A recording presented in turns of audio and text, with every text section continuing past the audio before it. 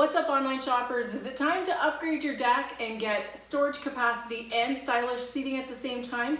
In this box is the Keter 70-gallon Solana patio bench and storage deck box. I can't wait to open it up, put it together, and see what it looks like. Here's the top of the bench, and this is a two-tone bench. I really like it. It's got a really nice gray top, and then the bottom and the base and the storage capacity is all in a really nice dark chocolatey brown resin. There's one of the sides. Instruction manual. This is all the connector pieces. One side of the built-in storage box. Another side of the built-in storage box. Some hardware. The nice top frame. Here is the back of the bench. This is the base of the bench. These are the beams for reinforcement, making it nice and sturdy for everybody to sit on. Assembly starts with piece F. We're going to lay this down. Now these ones here are part MN, and we need one of these to start off. They say that for installation you have to take a look at it. It makes kind of like an M shape here. It's going to go face down right in here, and the holes that are in the metal brace line up with the screw holes right here. Now for assembly for this, you're going to need a Phillips screwdriver. Any standard one will do. And you're going to use it to attach all of the SCW11 screws, and they come in this small package right here. We're going to put two of these SCW11 screws right here, and just use our Phillips screwdriver to screw them in. We're going to set this one aside for a minute. Now we're going to take the other piece. Now this one here is the one that has the lip on it. We're going to attach another one of those metal bracer bars right in here. This is another one of the MN bars. And you want to make sure you put it so that you've got the flat side here and the indented side here. And when you put it down, again, it's going to line up with the screw holes on the BN base. We're going to take another two of the SCW11 screws, two of them, and we're going to attach them right there and right there with our Phillips screwdriver. We're also going to add in another one of the SCW screws right in the middle here. There's another slot and a hole for the screw to go in. This is actually the back of the bench, and you can see right here there's these two parts that jet out. Well, this is going to be where the back of the bench connects, and you can see the parts underneath here. I'm going to fit over just like that. The trick to getting it in is to angle it in from this side and then push it in like that, this, and like that. Now you have your bench seat connected here. Each of the legs has an end cap to put in, just to really finish it off. There's one of the legs right here, and these end caps just clip into place. There's a little spot in here that they clip into. And anything else that's kind of cool, each one of these end caps is labeled. Like this is LFR and this is LFR, so you know which one actually goes into which piece. Once you know that, they go in really easy. There we go, that one is nicely assembled. Kind of finishes everything off. There we go, now those ones are nicely assembled. There are also little end caps right here. They clip in as well. Time to connect the back of the bench to the sides of the bench. We're gonna start with the right-hand side of the bench. We're going to lay it down flat like this and connect that part of the bench right in here. It should clip in really nice and easy. There we go. That's one side connected. We're going to put the other side on, and there we go. Now we have two sides connected. The next thing that goes in is the bottom of the bench, and it fits into a slot along the side here, just like this. Like that. There we go. That's in. Here, you're going to want to put it on so that the metal piece is at the top.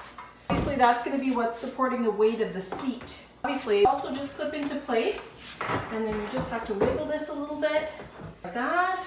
This is the trickiest part right here. A little pound, and now we have the base of the seat all connected like that. This metal bar gets inserted right in here, and this becomes your back support. Then we take the facer, which of course has the Keter name. Before we put the facer on, we actually have to screw these in. To support this and this, there's these little pieces here. These are called your EW pieces, and the purpose of these, there's a little hole on the back of the bench, and you pop these in to connect the side to the back. Turn it around so you can see it. See daylight through here. What you do is you take one of these and it snaps into place. It acts as a support to hold this and this together. And we'll do it nice and easy on this side as well. We have the side and the back connected, and we have the metal bracer bar in here. We're going to take this facer plate and it's just going to clip in place, and you'll make sure that it clicks all the way along like that, top and bottom, because it's also going to click on the bottom too. There are 3 holes on the back of the bench. You can put the SCW 11 screws in. Turn the bench around and just do that. There's 2, and here's number 3. Nice and sturdy. We're going to make sure there's a good secure connection between the bottom of the bench and the supporting frames. Turn the bench over. We're going to use some of those SC11 screws, and pre-drilled holes for this are right here. These are the SCW 12 screws. They're a little bit smaller, and these are for securing the bottom to the frame. The last 3 SC11 screws go in the back here, here, and here. And then you're done with the SC11 screws. That is the bench all assembled. Now we just have to get ready to connect the top. One of the only things left to do is attach the locking mechanism so that you can actually put a padlock on it to the seat base and then to the bench. This one here is BL2. We only get one of them, and it's got 2 pre-drilled screw holes that are going to fit right here over this spot that's right here. And we're just going to use 2 of the SCW 12 screws, attach this, and this is going to stick out a little bit from the bench so that you can actually lock it. There we have it, nicely attached, so it's ready for a padlock should that be required. We have 2 more of those SCW 12 screws that we're going to attach here to attach the locking mechanism to the base of the bench. Use 1 more of the BC11 screws to connect.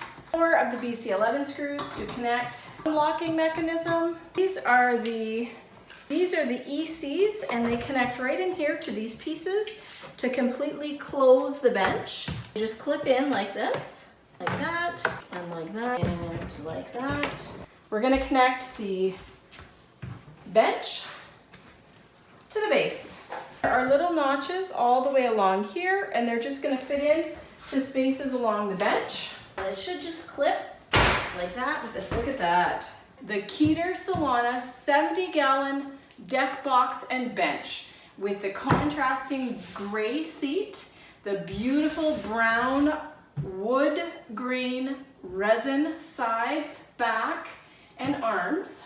Capacity to store 71 gallons worth of your stuff in here, whether it's pool supplies, gardening supplies, cushions for your deck furniture.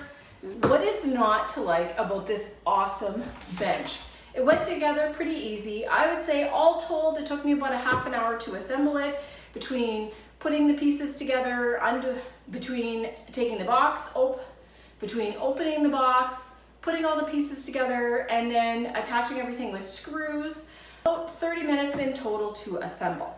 It's definitely durable and strong. When I sit on it, it feels secure and comfortable. According to the manufacturer specifications, it has a weight capacity of 551 pounds, which means you can have more than one person sitting on this deck bench quite comfortably, and there's lots of space.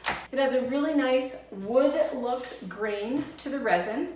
It is water resistant, and it is built for the elements outside.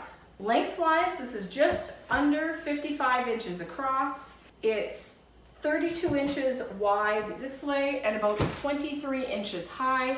So you can sit on it comfortably and not have your legs dangling. It's got a really nice finished foot so that it's going to sit on your deck, really sturdy. And the inside is completely enclosed. There are no little spaces for critters to get in.